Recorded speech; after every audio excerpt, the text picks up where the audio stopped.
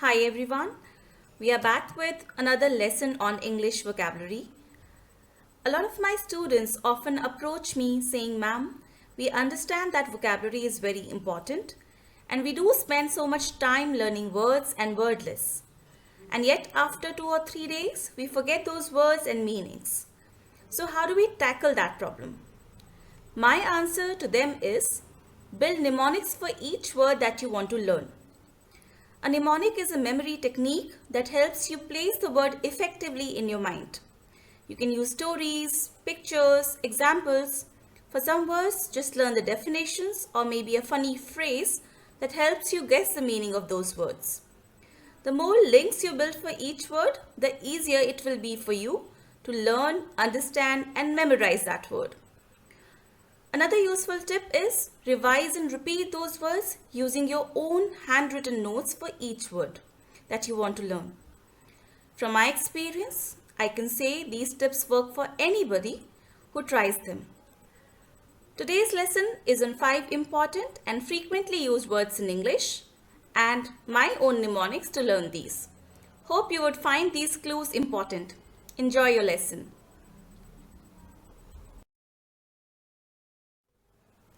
In the first half, we will cover the words with their definitions and hints to remember them.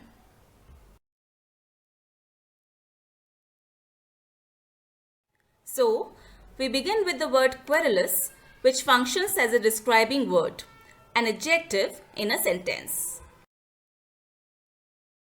The mnemonic for this word is hidden in how it sounds. It sounds like quarrel us. Look at the picture of these two ladies who are neighbors. They're having a quarrel, or we can say a heated disagreement on some issue. The lady on the right is complaining, "Why did you leave your dog out in my garden?" There could be umpteen number of such complaints like, "Why did you park your car in front of my door?" or "Why are you playing such a loud music on your stereo? It is disturbing us." The idea is, each of these complaints can result in a quarrel. So for this word, you can just memorize a sentence as the memory aid. That sentence is, "Our neighbor is so querulous, she is always picking a quarrel with us, usually over small complaints."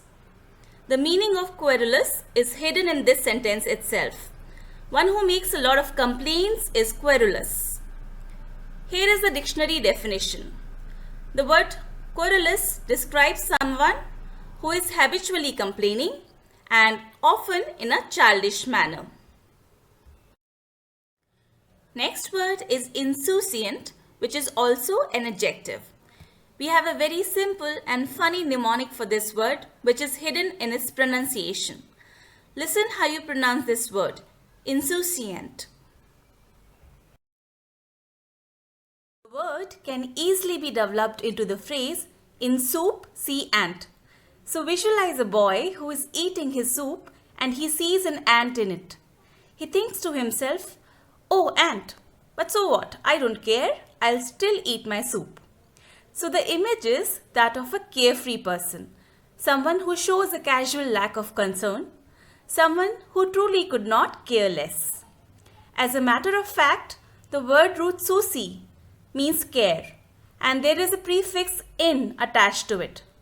In means not, so insouciant means carefree. The word insouciant describes someone who shows a casual lack of concern.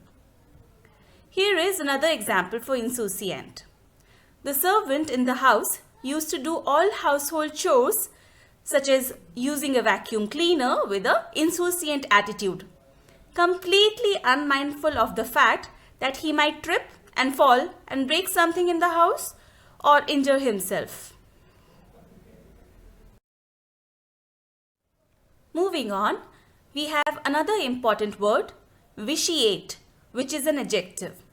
Let's see how this word sounds to get some link words that make a proper phrase as clue. So, this word to me sounds like wish he ate. To help you remember this word, we have a picture here of this obese boy eating junk food, lots of it. What's your first reaction? That he shouldn't eat all this? Am I right? Are you thinking the same thing? So, we have a sentence mnemonic for vitiate. The sentence is, I wish he ate more healthy food, as junk food vitiates the ability of our immune system to fight diseases. It's easy to guess the meaning of this word from the sentence. Junk food impairs or damages or spoils the ability of immune system to fight diseases. According to Oxford Dictionary, vitiate means to spoil or impair the quality or efficiency of something. This word can also be used in a legal context to mean to make invalid. For instance, forged signatures vitiate a contract. They make a contract invalid. Then we have the word enervate. This word is an anagram for a very smart phrase which is your memory clue. An anagram, by the way, is a figure of speech in which you can rearrange the letters of a word or phrase to get another word or phrase. Do watch my 3 videos on figures of speech to learn more about them. So, back to our word enervate, the anagram is never ate. Enervate also sounds very much like never ate, so it's easy to remember. Now, how do you develop that phrase into the meaning of enervate? Well, food gives us energy. So if you never ate, you will feel all your energy depleted, right? Quite simple, isn't it? So if you never ate, you would feel enervated. Enervate means to make someone feel drained of energy or vitality. Guys, be careful. Enervate sounds similar to energize, but they are opposite in meaning. It means weakened. An example sentence is, this enervating heat makes me just want to rest. And finally, we have the word calumny, which is a noun. This word sounds like the phrase call alumni. And to bring it one notch closer to its real meaning, let's modify the phrase into call names to an alumni. Now, call names means to use insulting, offensive or defamatory words for someone.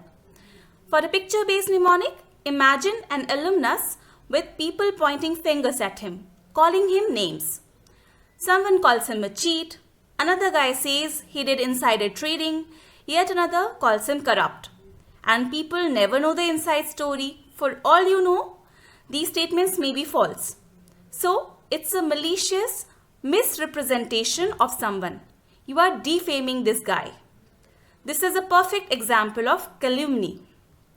To summarize, if you call names to an alumni, that is, use offensive and insulting language, that would be calumny. According to Oxford Dictionary, calumny means the making of false and defamatory statements about someone in order to damage their reputation or to slander someone. Now we have reached the second half of this lesson, which targets the usage of these 5 words through sentences and other notes.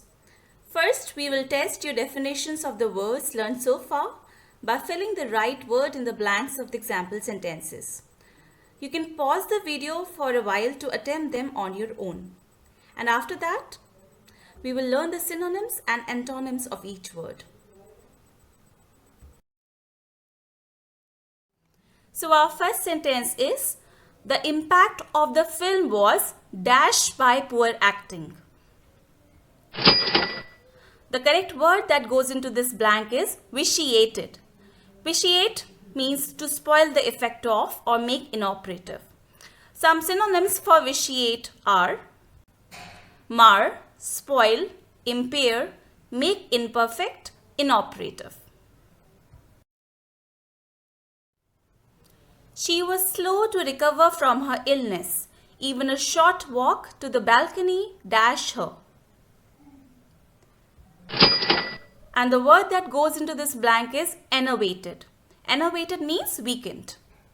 Synonyms: weaken, devitalize, dampen, exhaust, drain, enfeeble. While antonyms are energize, invigorate, vitalize, vivify. Next, we have the sentence, his dash attitude during company meetings hampered his career progress. And the word that goes into this blank is insouciant. Insouciant means indifferent, without concern or care. Synonyms are words such as apathy, casualness, complacence, nonchalance, unconcern, while antonymous words are concern, interest, and regard. Next, we have the sentence, he was worried that his foes and opponents heaped dash upon him. The correct word to go into this blank is calumny, which means to slander or defame someone. Some synonyms of calumny are slander, defamation, libel, and vilification. The customer service executive had barely picked up the call when, on the other end, a man with a kind of dash shiver in his voice spoke. And the word that goes into this blank is querulous. Synonyms of querulous are petulant, complaining, touchy, waspish, fretful, whining, and peevish, while antonyms are words such as uncomplaining or contented. That brings us to the end of this video. Hope you liked it. Do share it with your friends and colleagues to help us grow and to keep us inspired. Subscribe our channel and stay tuned for more such videos. Thank you.